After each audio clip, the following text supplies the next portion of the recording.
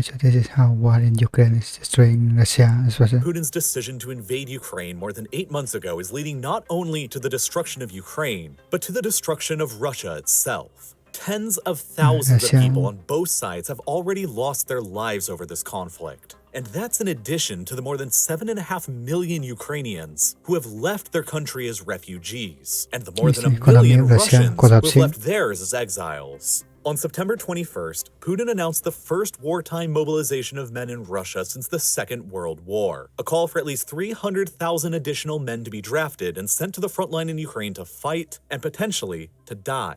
Within hours of that announcement, the prices for flights going anywhere outside of Russia skyrocketed to never-before-seen rates, as hundreds of thousands of Russian men suddenly became desperate to leave their country and escape. But they had and continue to have very limited options for escape. For months beforehand, nearly every country in Europe and North America had blocked off their airspaces to all Russian flights, and nearly every European-based carrier had shut down their flights to Russia as well. By the time of Putin's mobilization announcement, there were only 2 European-based carriers remaining operating flights to Russia: Air Serbia out of Belgrade and Turkish Airlines out of Istanbul. For any Russians fleeing the country by commercial air to Europe, these were the only 2 choices to pick from, and so their prices temporarily exploded to more than 9,000 euros for a one-way economy fare ticket out of Moscow, which is more than half the median annual salary for everyday Russians. Most everyday Russians simply couldn't afford that high of a price to fly to Europe to escape, but it started becoming increasingly difficult to escape by land as well. By the end of September, Poland, Lithuania, Latvia, Estonia, and even Finland had each taken the unprecedented step to completely lock their land borders down with Russia, denying anyone with Russian citizenship entry for any reason, even if they held valid visas. That meant that travel by land to Europe was also mostly impossible for Russians fleeing the country, unless, of course, they wanted to book it through the active war zone in Ukraine. The only possible land route to Europe for escaping Russians still remaining as of the production of this video is through the very narrow sliver of Norway in the far northwest of the country. Norway has still not shut down their small border here with Russia yet, and the E105 highway that leads to it beyond Murmansk continues to remain open for now. But for most Russians fleeing the consequences of this war, the route to Norway is thousands of kilometers away from them and difficult and expensive to get to. At the same time, an estimated 70% of Russian citizens don't even possess a passport that's required for international travel like this. And that means that for most Russians wanting to flee the country, their only really good options are to the south in the former Soviet countries of Kazakhstan, Kyrgyzstan, Georgia, and Armenia, where they can all still enter without visas and some even without passports. As members of the Eurasian Economic Union, basically Russia's version of the European Union, Russians entering into Kazakhstan, Kyrgyzstan, and Armenia retain the right to live and work within them, making them the easiest and the cheapest countries for Russians to escape into. As a result, satellite imagery taken on September the 25th shows a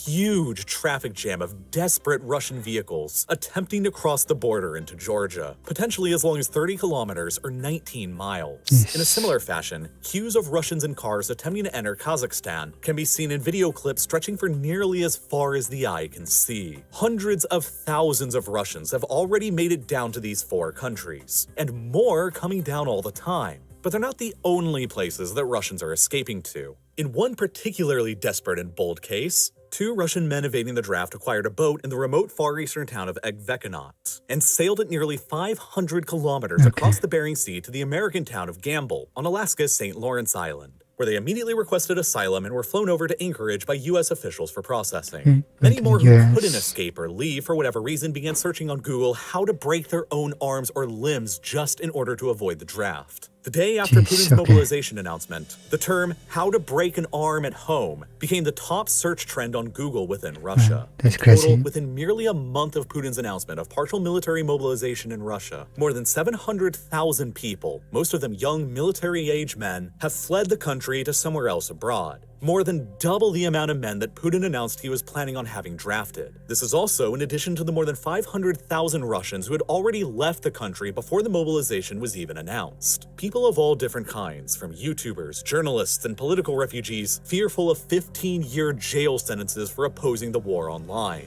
to millionaires fearful of losing their assets in the West, to tech workers fearful of losing their Western jobs, alongside many others. That means that at least 1.2 million Russians have left the country since the invasion of Ukraine began, representing the largest exodus of Russians from the country in history since the 1917 October Revolution and the Bolshevik rise to power. And that isn't even to say anything of the unknown numbers of Russian men getting killed and maimed for life in Ukraine, which, according to US estimates, is already at least 70 to 80,000 killed and wounded, with Ukrainian losses in life probably being very similar, already making it the deadliest war seen in Europe in generations since 1945. And all of this loss of people, either to warfare or to migration, is only exacerbating what was already arguably Russia's and Ukraine's biggest problem before the war. Their populations were each already in a terminal decline for decades, and this war is only making that problem a lot worse. It could get so bad that within 20 years from now, we may not even recognize either Russia or Ukraine as countries in the same way we see them today, and they may no longer even exist as we know them. Let me explain a little bit what I mean. This on the left is the population pyramid of Russia, while this on the right is the population pyramid of Ukraine. These graphs are essentially a snapshot of both countries' populations that reveal the numbers of people of all ages and genders, and they both appear very similar, which is a bad thing. At the top of each, you can see these gaps in people in their 70s, the World War II generation that suffered tens of millions of people dead in both countries. To be born a boy anywhere in the Soviet Union in 1923 was perhaps the single worst time, place, and gender to have been born across most of human history. 3.4 million boys were born in the Soviet Union that year, and by the time these 3.4 million boys would be 23 years old at the end of 1946, more than 2/3 of them would already be dead. To have been born male in the Soviet Union in 1923, you had less than a 1 in 3 chance of surviving beyond your 23rd birthday. The loss in life of so many young people like this throughout the 1930s and 40s meant that a lot of young people at that time in both Ukraine and Russia were never able to have any children. And that meant the kids they never had simply didn't exist around 20 years later when they would normally also be having their own kids, causing a population hit or echo of the lost World War II generation around here in the mid to late 1960s that reduced their population equivalent of Gen Xers. These echoes of the lost World War II generation continue to ripple across both Russian and Ukrainian society about every 20 to 25 years. But the two most recent ripples hitting the Zoomers, and whatever generation is being born now will be called, have come almost precisely at times of other great national crises, which only exacerbated their problems for both countries' populations. In 1991, the Soviet Union collapsed just as the second echo of the lost World War II generation was starting. With the collapse in Soviet-era state services and structures came a rocketing in the rates of alcoholism, opioid use, suicides, crime, and HIV/AIDS that plagued the populations of both Ukraine and Russia alike for years afterwards, and caused each of their life expectancies, especially for men, to plummet. Throughout the mid-1990s and early 2000s, the life expectancy for Russian and Ukrainian men alike were 17 years fewer than men over in Western Europe, and 13 years fewer than their female counterparts. They were nearly on a par with men in Afghanistan and many sub-Saharan African nations despite being at peace. And at the same time, rates of migration abroad following the collapse of the Iron Curtain and communism exploded, as millions of Ukrainians and Russians sought out better opportunities for themselves and their families abroad over in the West. And simultaneously, as the death and migration rates were skyrocketing in the 90s, the numbers of births to replace them were plummeting, a situation which continues to this day. Ukrainian women, even before the invasion, were only having an average of 1.16 children each, the second lowest rate of births anywhere in the world, just behind South Korea, and well beneath the natural population replacement level of 2.1 births per woman. And unlike many Western countries that make up for their own low levels of births with high levels of immigration, Ukraine has had a net negative rate of migration for decades, with many times more people leaving every year than entering. So naturally, as a result of all these factors, the population of Ukraine has literally decreased every single year since 1993, down from a peak of nearly 52 million people right at the end of the Cold War to just over 41 million immediately before the invasion. when also factoring in the 2.5 million people in Crimea who were lost to the Russians in 2014. Overall, this represents a crash of nearly 20% of the Ukrainian population in only 30 years. And Russia's situation isn't that much better. Plagued with largely the same societal and medical issues as Ukraine following the Soviet collapse, in the 30 years now since 1992, Russia has only ever seen 3 years of population growth between 2013 and 2015, while every single other year has been nothing but continuous decline. With a current birth rate of 1.5 children per woman overall, and a slightly positive immigration rate of people mostly coming from Central Asia, the Russians have been losing people at a slower rate than Ukraine, but they've still been losing people. And the official numbers of births across Russia are also fairly deceiving, because Russia is a multi-ethnic country, and the ethnic Russians themselves are having far fewer children than their ethnic minorities are. This is a map of all the oblasts, republics, and provinces of Russia colored and numbered by birth rate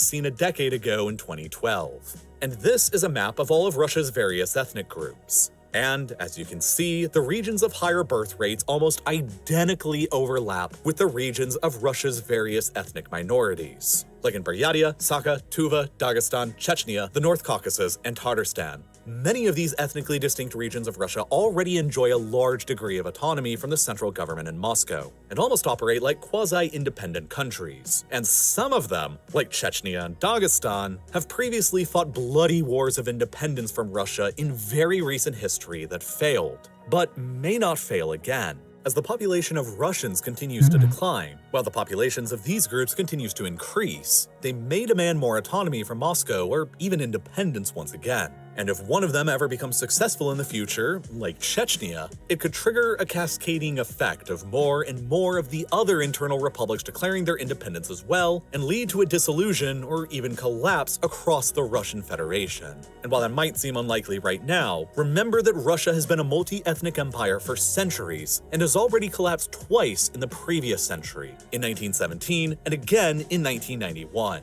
There is no guarantee with its population crisis and badly going war in Ukraine that it won't or can't happen sometime again this century. But even with the seizure of Crimea from Ukraine in 2014 that theoretically added 2.5 million people into Russia, Russia's overall population today is still lower than it was before the collapse of the Soviet Union by nearly 1 million people, which wasn't helped out at all by the years of the COVID-19 pandemic. In 2020 and 2021 alone, due to excess COVID-19 deaths and a still very low birth and migration rate, the Russian population lost 1.7 million people. The largest loss of people ever in Russia during peacetime, and the largest loss in general since the Second World War. And now, in 2022, with the unleashing of the biggest war seen in Russia and Ukraine since the Second World War, this population problem for both of them that has been going on for the past 30 years now is only going to get way, way worse than it even already was. For Ukraine, at least 7.6 million people have evacuated the country and become refugees since the invasion began,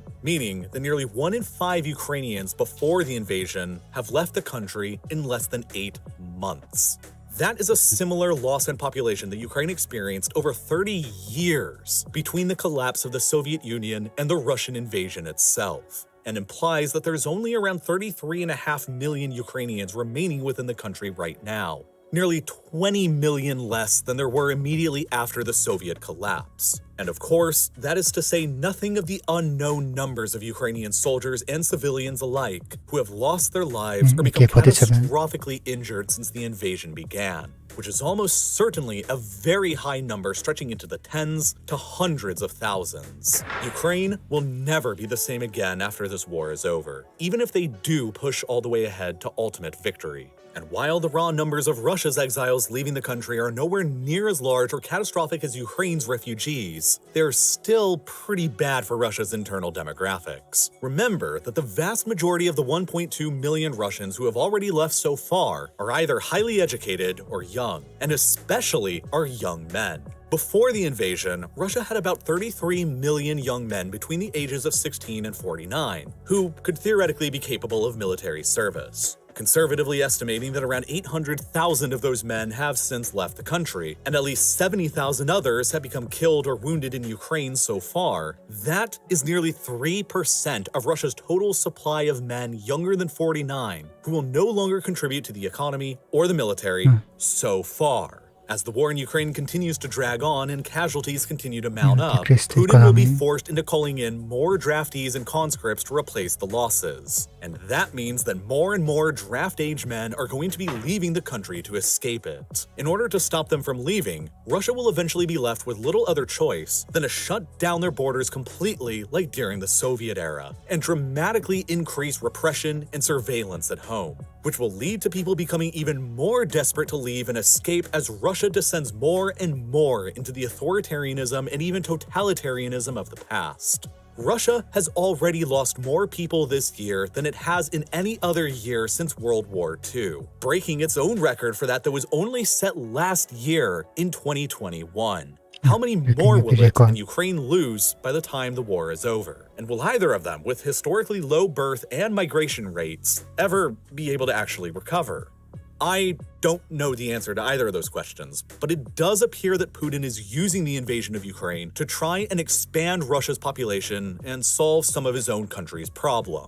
Within days of ordering the mobilization on September the 30th, Russia unilaterally announced their annexations of 4 Ukrainian oblasts: Luhansk, Donetsk, Zaporizhia, and Kherson, collectively representing about 15% of Ukraine's total territory and the largest annexation or conquest of land seen in Europe since the Second World War. Only one other country in the world has so far recognized these Russian annexations as legitimate: North Korea, which I guess is unsurprising. And despite declaring them as Russian territory, the Russians themselves only occupy parts of each, with the Ukrainian military still in control of large sections of each, including the capital of the Zaporizhia Oblast. But by declaring these territories as integral parts of Russia, Putin has given himself the legal ability to deploy freshly drafted conscripts to them to fight. Under Russian law, conscripts cannot legally be sent to fight in wars abroad and may only be used to defend the territorial integrity of Russia itself. So, now that Russia has declared these oblasts as parts of Russia, the hundreds of thousands of men being drafted can now legally be sent there to fight against the Ukrainians. And, moreover, annexing them is stealing about 9 million civilians away from Ukraine and forcibly adding them into Russia,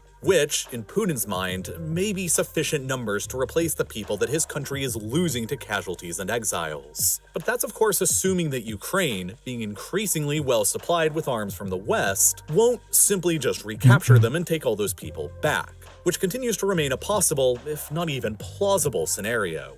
Of course, there's other reasons and explanations behind Putin's decision to invade Ukraine and escalate the conflict further, from Ukraine's recently discovered oil and gas reserves to Russia's own desire to expand their territory towards more geographically defensible frontiers. But regardless of Putin's justifications, the war in Ukraine is among the darkest chapters of 21st century history so far, and it is partially a consequence of Russia's own internal demographic crisis that has been going on for decades now. But, unfortunately, if I produced videos covering the war itself on YouTube with the full details of what video seems like Russia is losing a lot of people and they all migrate to different countries. People do not want to import with Russia at all. And the video therefore,